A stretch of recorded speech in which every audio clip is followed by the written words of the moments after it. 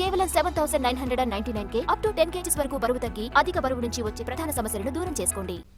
బీజేపీని ఎదుర్కోవడానికి అన్ని పార్టీలతో కలిసి పోరాడతామన్నారు CPI MLA Kunamneni Sambasivarao.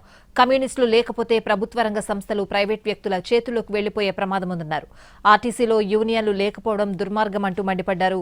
CPI 100 సంవత్సరాల ముగింపు వేడుకల్ని ఖమ్మంలో కనివిని ఎరుగని రీతిలో నిర్వహిస్తామని తెలిపారు కూనంనేని.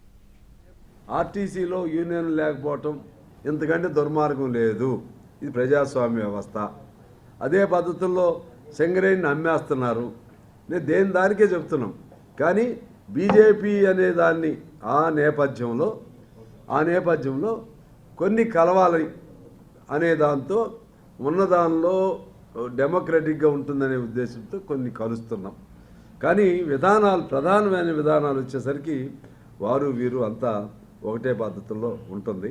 కానీ బీజేపీని ఎదుర్కోవటం వరకు మాత్రం మేమందరం ఒకటవుతున్నాం. దానికోసమే ఆ సందేశం కూడా